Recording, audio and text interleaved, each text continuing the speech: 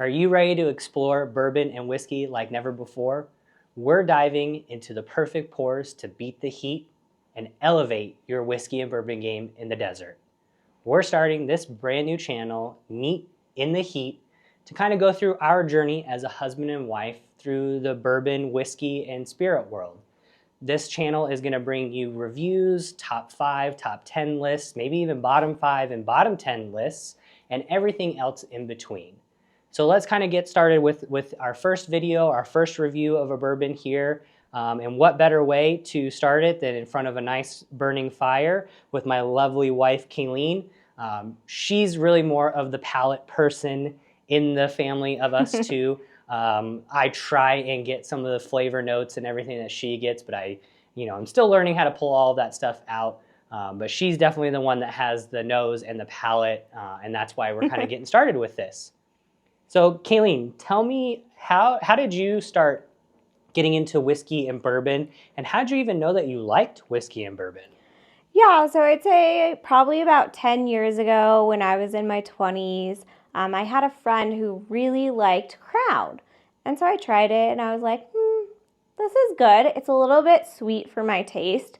But then I was at a restaurant one time and I had a pour of Woodford. And I tried it and I was like, wow, this really tastes good. It was really smooth to taste. I had it neat. And it was really, really good. And I think that's one of the things that got me into really wanting to try more bourbons. Yeah, absolutely. Woodford Reserve is definitely one of those staple, kind of beginner bourbons that people tend to try first in their journeys. Yeah. It's a really good, easy sipper to start with. So that's a really cool story. Yeah. So Sean, what about you? What first got you into whiskey and bourbon?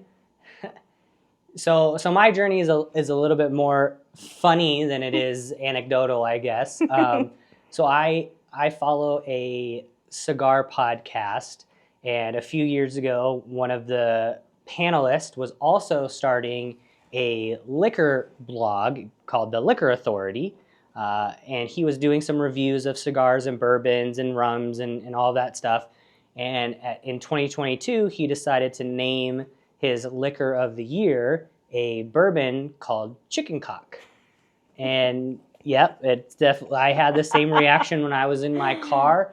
I was laughing because I did not think that there's no way that something like that could be real, especially this day and age.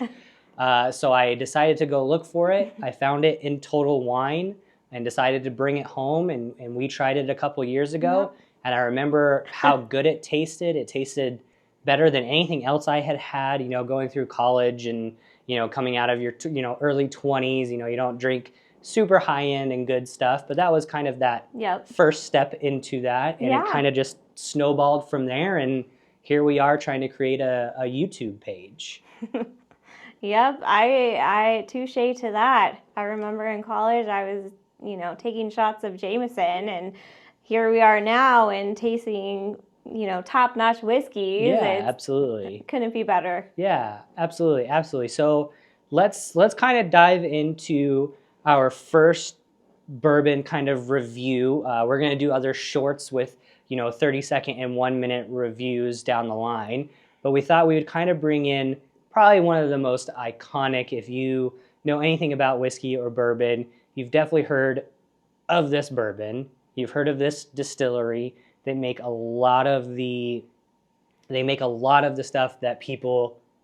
Buffalo Trace is their kind of signature, pretty much on the shelf anywhere you go. Some states are hard to get. Other states like us here in Arizona, it's pretty readily available.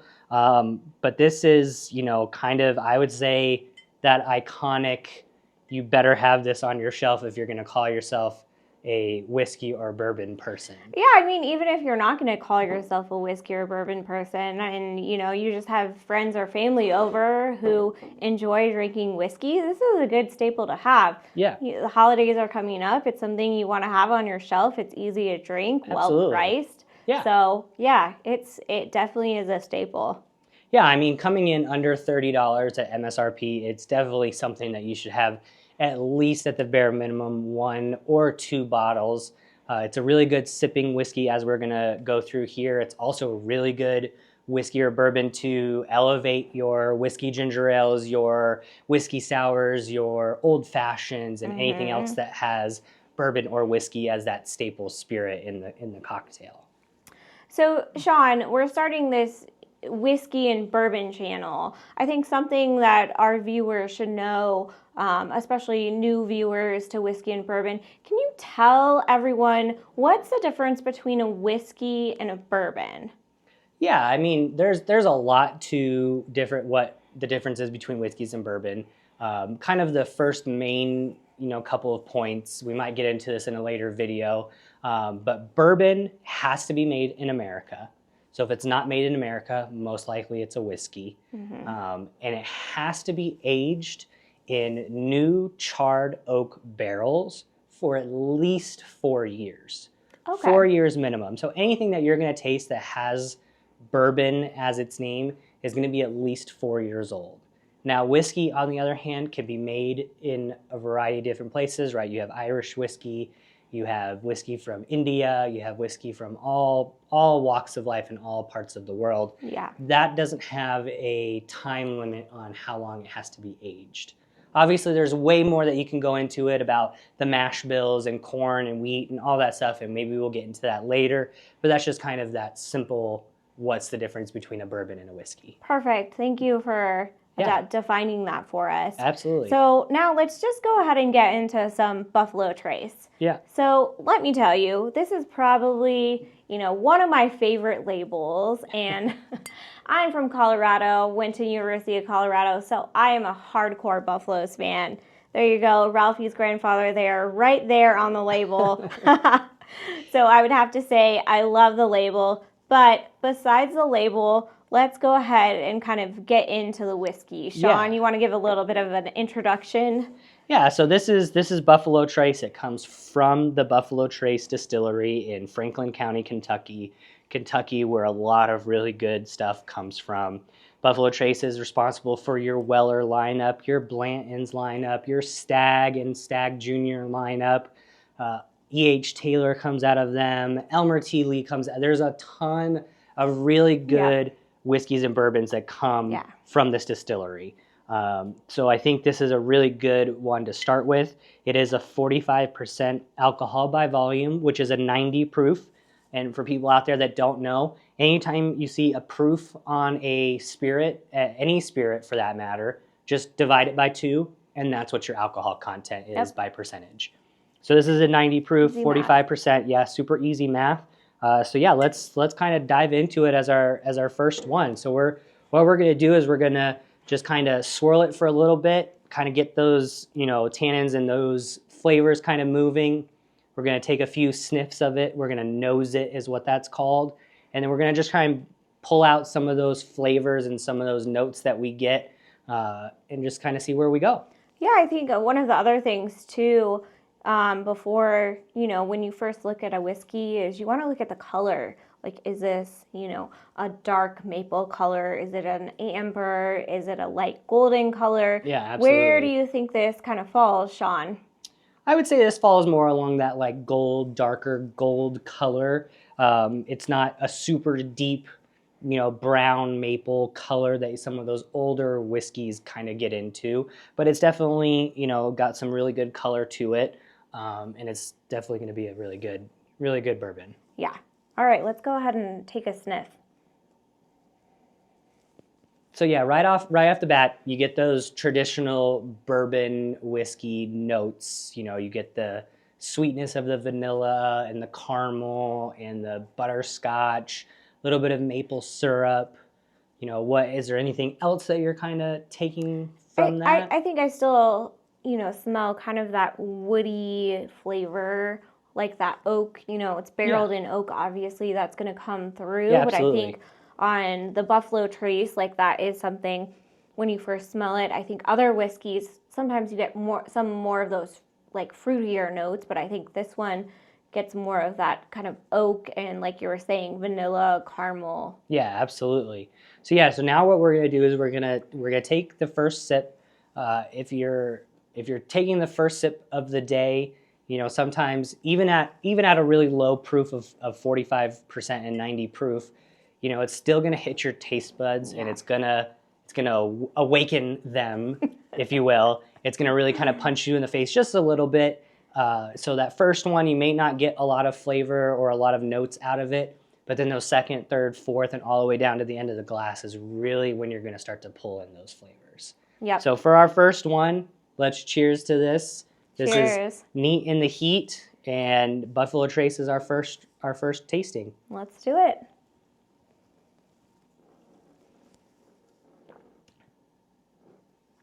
So yeah, super smooth, really easy. There's not really a lot of punch to it. No.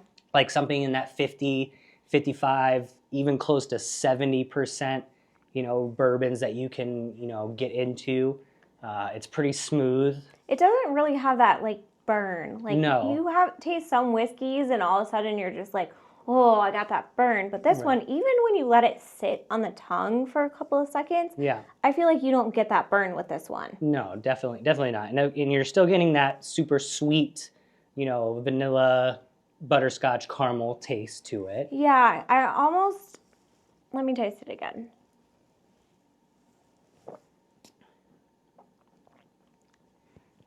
Second sip, you can definitely start to get a lot more. Yeah, I definitely start to taste kind of like a toasted graham cracker. Okay, like a golden graham. Yeah, like a golden graham, but toasted. It has a little bit of that burnt feel. So it's been sitting on this fire for a little while. Sitting on the fire, or almost you're out in the woods, you're camping. You smell that kind of campfire smell from the neighbors that are camping next to you. Okay. And then you get a little bit of sweetness kind of mixed in with that. Yeah, definitely.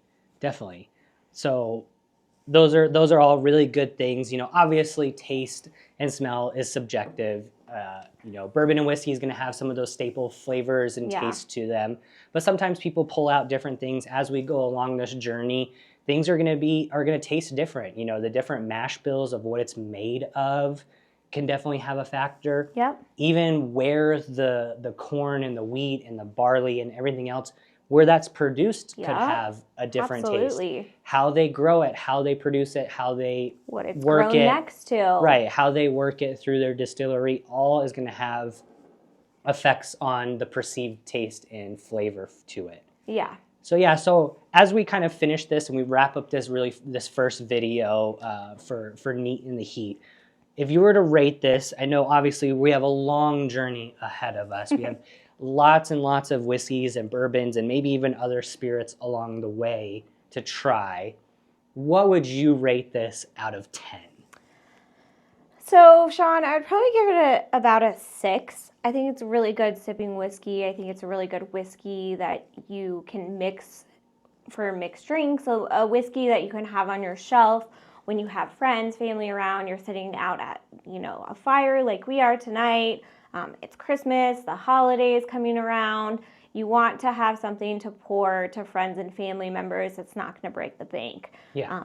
So I'd give it about a 6. I do think there are some other really top-notch great whiskeys out there, but for the price that this is, I would say absolutely you got to have this in your household if you're a whiskey lover. Oh yeah, absolutely. I mean, we try and grab it just about any time we see it at the store, at the liquor store.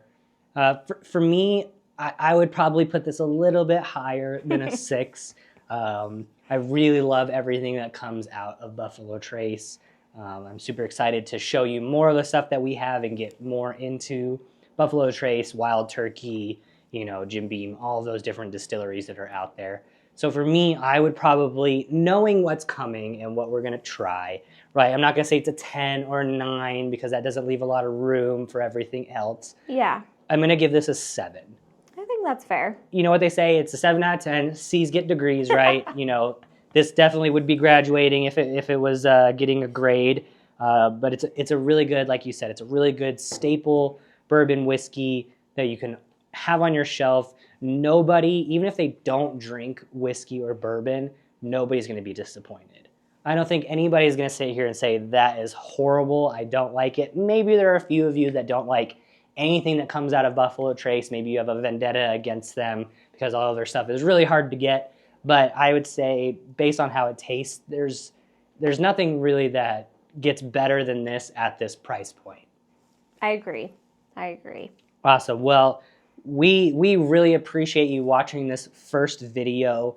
Like we said before, we are super excited to start this journey together of going through and just kind of sharing what we've started to learn, with whiskey and bourbon and even other spirits out there. So our next video that we're going to kind of do one of those staple videos. We're going to go through and taste some of the stuff that we have here at home. And we're going to go through our top 4 whiskeys and bourbons under $50. Okay. At MSRP here in our state, right? Every state is different with their taxes and their allocation of what you can get, like Buffalo Trace. This will probably be on that list, I'll be honest.